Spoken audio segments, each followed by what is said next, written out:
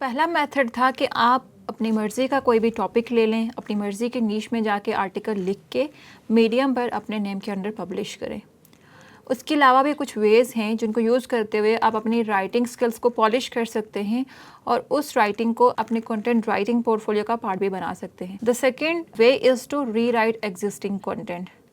अब जब आप प्रॉपर कंटेंट लिखते हो फॉर क्लाइंट्स, तो उसमें मैंने आपको प्रैक्टिसेस में जैसे बताया था कि आप कभी भी किसी एक वेबसाइट से कंटेंट उठा के उसको रीफ्रेज नहीं करते, बल्कि आप मल्टीपल रिसोर्सेज से इंस्पिरेशन लेते हो और फिर उस कंटेंट को अपने वर्ड्स में लिखते हो। लेकिन री राइटिंग में आप क्या कर सकते हो कि अगेन कोई भी अपनी फेवरेट निश या अपना फेवरेट टॉपिक ले लो और कोई भी एक ब्लॉग पोस्ट उठा लो और उसको आप फिर री राइट करो, जस्ट उसी ब्लॉग पोस्ट को। उससे क्या होगा कि आपको एक तो ये समझ आएगी कि जब हम अपने कंटेंट को यूनिक बनाने की कोशिश करते तो वो किस तरह से कर सकते हैं और आपकी राइटिंग स्किल्स उससे इम्प्रूव होगी। लेट्स से मैंने जैसे कहा था कि आप आपकी हॉबीज़ हैं या जो चीज़ें आपको करना पसंद हैं या जिन टॉपिक्स पे आपकी नॉलेज या ग्रिप अच्छी है, आप उन्हीं के अराउंड लिखें। तो अगर मैं पेंटिंग की ही एग्जांपल लूँ तो फॉर एग्जांपल मैं गूगल पर जाके कुछ सर्च कर सकती हूँ कि best practices to become a good artist. अब मैंने यहाँ पर एक ब्लॉग पोस्ट ओपन कर ली जिसमें वो बता रहे हैं how to become a better artist. अब आप सबसे पहले तो आप टाइटल को रीडू करने की कोशिश करो यूजिंग ऑल द प्रैक्टिसेस जो मैंने आपको बताई थी। टाइटल या हेडलाइन क्रिएशन में उनको यूज़ करो और एक अच्छा सा टाइटल क्रिएट करो, इसी टाइटल को रिक्रिएट करो और फिर इसी ब्लॉग पोस्ट को आप अपने वर्ड्स में लिखने की कोशिश करो। आप देखो कि जैसे इनका इंट्रोडक्शन है कि this journal step by step tutorial will provide a comprehensive guide to better your skill as an artist. तो आप इसी लाइन को आप ये देखो कि आप इसको कैसे रीराइट कर सकते हो या वो कौन सा यूनिक वे है जिसमें आप इसको रीराइट कर सकते हो। फिर हर एक स्टेप के कंटेंट को आप अपने वर्ड्स में लिखने की कोशिश करो। अब इस तरह के आर्टिकल्स को रीराइट करने का क्या फ़ायदा होता है कि ये आप किसी क्लाइंट के लिए काम नहीं कर रहे होते बल्कि अपनी प्रैक्टिस के लिए कर रहे होते हो। तो you have the freedom to do it the way you want. आपको वो टेंशन नहीं होती कि क्या क्लाइंट उस काम से खुश होगा या नहीं होगा, प्लेजरिज्म का इशू आएगा या नहीं आएगा। Why? Because you are just practising it. और जब आप क्लाइंट्स को हंट करना स्टार्ट करो तो फिर आप इसको अपने पोर्टफोलियो में भी इवन ऐड कर सकते हो because it is your work that you can show to your clients. The next thing you can do is to create a mock client project. अब डिज़ाइनिंग में तो मॉक प्रोजेक्ट्स होते हैं, हमें समझ भी आते हैं कि डिज़ाइनर्स क्लाइंट्स के लिए मॉक प्रोजेक्ट बनाते हैं। कंटेंट राइटिंग में आप ये कैसे कर सकते हो? तो इसका आइडियल वे ये है कि आपको अगर सपोज़ नहीं समझ आ रहा कि अपनी मर्ज़ी का हम कौन सा टॉपिक लें या कौन से टॉपिक्स को रीराइट करें, या आप ये प्रैक्टिस करना चाह रहे हो कि जब क्लाइंट कोई ब्रीफ आपको देता है या वो जॉब पोस्ट आपके सामने आती है तो प्रैक्टिकली जब आप लिखना स्टार्ट करोगे तो वो कैसे करोगे।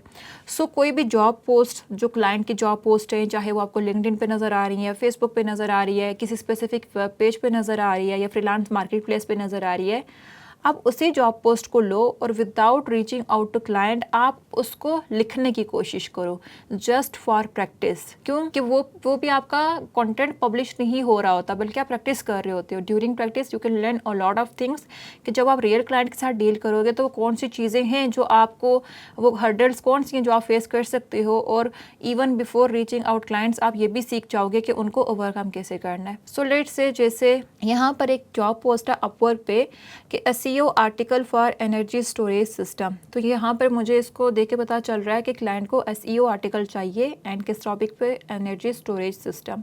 तो मैं इसी का एक जो है वो मॉक प्रोजेक्ट क्रिएट कर सकती हूँ without even needing to reach out the client. अब यहाँ पर मैं ब्रीफ में देखूंगी कि क्लाइंट को चाहिए क्या। सो यहाँ पर उसने सारी डिटेल्स मेंशन की हुई हैं कि कौन से रूल्स आपने फॉलो करने। Use the second person you for all your sentences. So you can see clearly यहाँ पर लिखा हुआ है कि आपने वर्ड यू यूज़ करना है।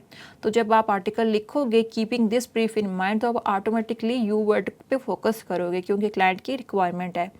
Your sentences must be short, get to the point and be easy to understand. Again एक और इंस्ट्रक्शन है जिसको जब आपको पता होगा कि मैं क्लाइंट की रिक्वायरमेंट है, मैंने इसको फॉलो करना है, तो आपके उससे प्रैक्टिस अच्छी होगी। Short paragraphs, intro must be short and get to the point, sentences must use active voice. Your articles should be written for real reader. I will always use copy leaks to test your work. Not right for Google, no AI, and need real in-depth research. And then उन्होंने फिर ये भी कहा हुआ है कि beside the text content, you also need to insert the text with appropriate pictures. And then कुछ और भी उनकी instructions हैं. Add 2 to 3 external links to related words. The limitation of word count is in strict. So आप क्या कर सकते हो, आप अगर इस टॉपिक पर एनर्जी स्टोरेज सिस्टम पर आपकी एक्सपर्टीज़ नहीं भी हैं तो आप जस्ट इस ब्रीफ को यूज़ करते हुए अपनी मर्ज़ी के किसी टॉपिक पे आर्टिकल लिख सकते हो, लेकिन इंस्ट्रक्शंस ये सारी फॉलो करो उसमें। अगेन क्या होगा, आपकी राइटिंग इम्प्रूव होगी और आपको ये पता चलेगा कि जब आप रियल क्लाइंट के लिए लिखोगे तो ये चीज़ें हमने करनी है एंड अल्टीमेटली आप एक अच्छा आर्टिकल उस पर लिख सकते हो। ये सारी प्रैक्टिसेस आप सपोज फॉलो करो, मेक श्योर करो कि आपके कंटेंट में ये सारी चीज़ें हैं एंड देन अगेन आप अपने मर्ज़ी के टॉपिक पर लिख के उसको मीडियम पर पब्लिश कर दो। सो दीज आर 3 वेज जिनको यूज़ करते हुए आप अपना कंटेंट राइटिंग पोर्टफोलियो बिल्ड कर सकते हो। The next way is guest blogging. Guest blogging क्या होता है, इंटरनेट पे या ऑनलाइन वर्ल्ड में लोग ब्लॉगिंग करते हैं, मतलब उनका अपना ब्लॉग होता है और अक्सर लोग जो है दूसरे ऑथर्स को अलाउ करते हैं कि आप उनके ब्लॉग पर जाके गेस्ट पोस्ट पब्लिश करो अंडर योर नेम, और मे बी आपका नेम वो अलाउ ना करें लेकिन आप उनकी वेबसाइट पे अपना ब्लॉग पोस्ट पब्लिश कर सकते हो। तो ये भी आपके पास अपॉर्चुनिटी होती है कि आप एक पब्लिश्ड ऑथर अगर बनना चाह रहे हो, आप चाह रहे हो कि मीडियम के अलावा बाकी वेबसाइट्स पर भी आपके नेम के अंडर आपका आर्टिकल हो, तो आप गेस्ट ब्लॉगिंग की तरफ चले जाते हो। अब लोग गेस्ट ब्लॉगिंग अलाउ क्यों करते हैं, बहुत सारे पर्पसेस होते हैं। अक्सर लोग एसईओ प्रैक्टिसेस के लिए, जैसे मैंने आपको बताया था कि हमें बैकलिंक्स चाहिए होते हैं, तो लोग दूसरी वेबसाइट्स पे जाकर आर्टिकल लिखते हैं ताकि उस वेबसाइट पे वो अपनी वेबसाइट का लिंक प्रोवाइड कर सके और वहाँ से उनको एक बैकलिंक मिले। लेकिन अक्सर वेबसाइट इसलिए भी गेस्ट ब्लॉगिंग अलाउ करती हैं, वो आपको अलाउ करती हैं कि आप उनको कंटेंट दो और वो आपके नेम के अंडर पब्लिश करेंगे। तो बेसिकली आप उनके लिए फ्री में कंटेंट प्रोवाइड कर सकते हो और वो एस्टैब्लिश्ड वेबसाइट पे आपका आर्टिकल पब्लिश होगा, जिससे आपकी क्रेडिबिलिटी बनेगी। तो उनके पास कंटेंट जाता है, उनको कंटेंट मिलता है और आपको क्या मिलता है, आपकी बायलाइन मिलती है या आपके नेम के अंडर एक पब्लिश्ड आर्टिकल मिलता है। सो गेस्ट ब्लॉगिंग अपॉर्चुनिटीज़ आपको कैसे मिलेंगी, अक्सर सोशल मीडिया ग्रुप्स पर आप ये चीज़ आपने अभी से करनी है कि आप सोशल मीडिया पर कंटेंट राइटिंग ग्रुप्स को ज्वाइन कर लो, कंटेंट राइटर्स को फॉलो करो, कम्युनिटी के अंदर एक्टिव रहो। वो सारी कैसे करनी है मैं नेक्स्ट लेक्चर्स में आपको बताऊंगी। वहाँ पर अक्सर आपको जॉब पोस्ट नज़र आएंगी या इस तरह की पोस्ट नज़र आएंगी जो लोग अक्सर मांगते हैं कि हमें गेस्ट पोस्ट चाहिए, आप उनको रीच आउट कर सकते हो, उनको लिख के दे सकते हो, या इवन यूजिंग गूगल भी आप गेस्ट पोस्टिंग अपॉर्चुनिटीज़ फाइंड कर सकते हो। वो आप कैसे करोगे, तो सबसे पहले तो आप एक निश डिफाइन कर लो, मतलब एक कैटेगरी डिफाइन कर लो कि आप किसके ऊपर ब्लॉग लिखोगे। लेट्स सपोज आप कह रहे हो कि मेरी फ़ैशन में एक्सपर्टीज़ अच्छी हैं या फ़ैशन निश आपकी फेवरेट है, तो आप फ़ैशन को डिफ़ाइन कर लो।